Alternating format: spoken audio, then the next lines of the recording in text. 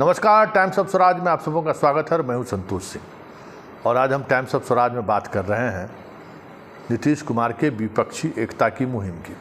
जी हां, मुहिम का क्या फल सामने आएगा कहना मुश्किल है। नीतीश कुमार के इस मुहिम से 2024 में मोदी गद्दी से उतर जाएंगे ये भी कहना जल्दबाजी होगा, लेकिन नीतीश कुमार के इस अभियान से बीजेपी के खेमे में कितनी खलबली है, या यूं कहें कि नीतीश कुमार के इस अभियान से बीजेपी कितनी घबराई हुई है, जरा इसकी एक वानगी देखिए। अमूमन सुशील मोदी भाषाई मर्यादाओं को नहीं तोड़ते हैं और कभी आपने नीतीश कुमार को लेकर नीतीश जी के अलावा कोई भाषा का उन्होंने इस्तेमाल कभी किया होगा।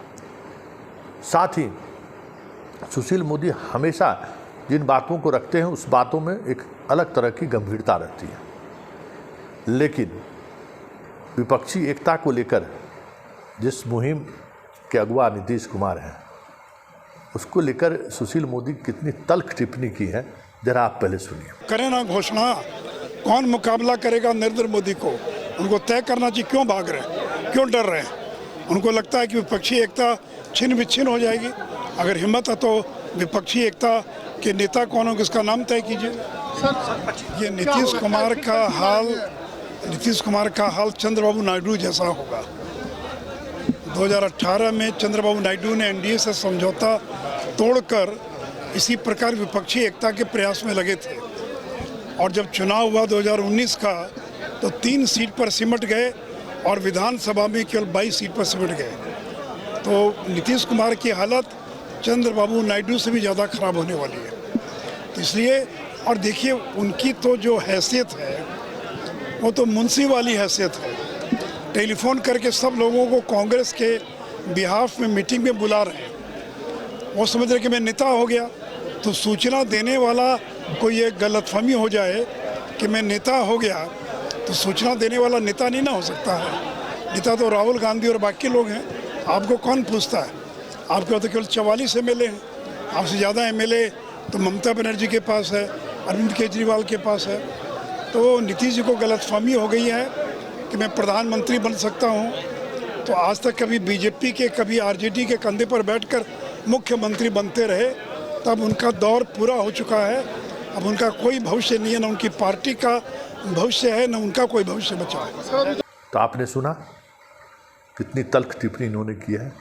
मतलब सुशील मोदी जैसे राजनीतिक पंडित ये समझते हैं कि विपक्षी एकता के जिस मुहिम को नीतीश कुमार लीड कर रहे हैं, अगर वो मुहिम इसी तरीके से बढ़ता चला गया तो उन्हें पता है कि आने वाले चुनाव में क्या स्थिति होगी।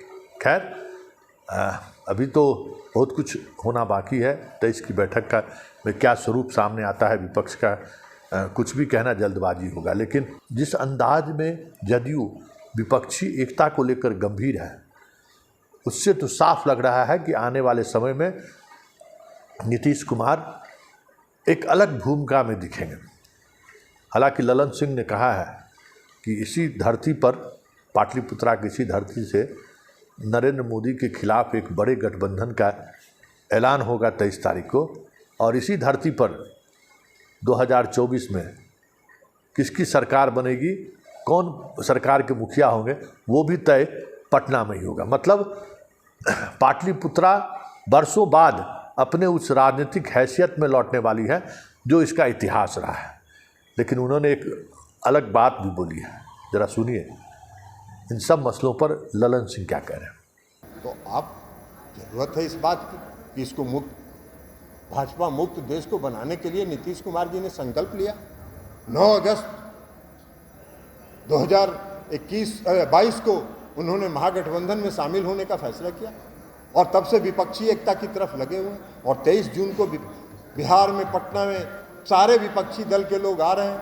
18 पार्टी के लोग आ रहे हैं। इस देश के 18 पार्टी के लोग पटना 23 तारीख को आ रहे हैं।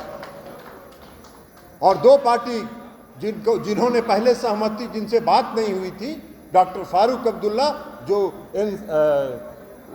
जम्मू एंड कश्मीर के हैं, नेशनल कॉन्फ्रेंस पार्टी के, और पीपुल्स डेमोक्रेटिक पार्टी की जो जम्मू कश्मीर की महबूबा मुफ्ती शहीद हैं, इन दोनों ने भी सहमति दिया है, वह भी आएंगे 23 तारीख को विपक्षी पार्टियों की बैठक में शामिल होने। तो 18 पार्टी 23 तारीख को पटना में बैठकर आगे की रणनीति पर 2024 की रणनीति पर विचार करेगा। तो माननीय मुख्यमंत्री जी विपक्ष को एक करने में लगे हुए हैं और हम समझते हैं कि हम सबों का भावना, हम सबों का नैतिक समर्थन उनको है, इसलिए पूर्ण सफलता उनको मिले। अंदाज उनका क्या है कि प्रधानमंत्री पद पर की दावेदारी दिखाकर नीतीश कुमार को, उस मुहिम को लोग तोड़ना चाह रहे हैं जिस मुहिम के अगुवा नीतीश कुमार हैं। मतलब साफ है, नीतीश कुमार के लिए प्राइम मिनिस्टर का पद उतना महत्वपूर्ण नहीं है, क्योंकि बहुत मुश्किल है उस पद पर पहुंचने का। लेकिन महत्वपूर्ण ये जरूर है कि विपक्षी एकता को लेकर जिस मुहिम का आगाज़ नीतीश कुमार ने किया है, अगर अंजाम तक पहुंच गया तो इतिहास में नीतीश कुमार को एक अलग भूमिका की तरह भूमिका को लेकर याद किया जाएगा। स्वाभाविक है, ऐसे में बीजेपी जो मुख्य विपक्षी पार्टी हैं उनको लगेगा ही कि कैसे नीतीश कुमार के इस अभियान की हवा निकाले। तो जरा सुनिए क्या राजनीतिक अंदाज में सम्राट चौधरी ने नीतीश पर हमला बोला। देखिए, अब तो ललन जी को धन्यवाद दूंगा मैं कि उन्होंने सच्चाई बता दिया बिहार के लोगों को कि प्रधानमंत्री अब नीतीश बाबू नहीं बनेंगे। ये तो भाई बहुत खिलवाड़ हुआ। नीतीश जी के साथ मेरी पूरी हमदर्दी है कि आप प्रधानमंत्री का सपना दिखाकर महागठबंधन में ले गए थे, ये सपना भी तोड़ दिए ललन जी आप। ये तो गलत बात है, ये बर्दाश्त नहीं है। नीतीश जी को प्रधानमंत्री का सपना दिखाकर एनडीए से अलग किया गया और बेचारे अब प्रधानमंत्री भी नहीं बनेंगे तो क्या बनेंगे। सपने में तो रहने देते, कम से कम ख्वाब तो रहने देते। ये ख्वाब क्यों तोड़ रहे हैं भाई।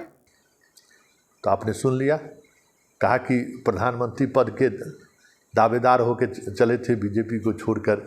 देखिए हवा निकाल दिए इनको ललन सिंह। लेकिन बड़ी बात यह है कि इन सब के बीच नीतीश कुमार जिस मुहिम को लेकर आगे बढ़े हैं, उसमें प्रधानमंत्री को लेकर जिस स्पष्टता के साथ ललन सिंह, लगातार नीतीश कुमार भी ये बातें कहते रहे हैं, लेकिन जिस स्पष्टता के साथ ललन सिंह ने ये बातें रखी हैं, तय मानिए कि आगे आने वाले समय में प्रधानमंत्री का चेहरा कौन होगा।